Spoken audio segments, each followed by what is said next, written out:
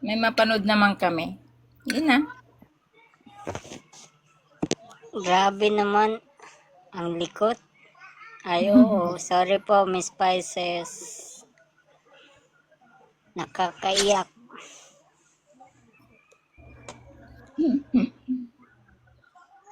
Dumaan talaga si Miss Spices. Di ba nga nagre-request ka kahapon? Ay, nung nag-guest siya sa akin. Oo nga, biro.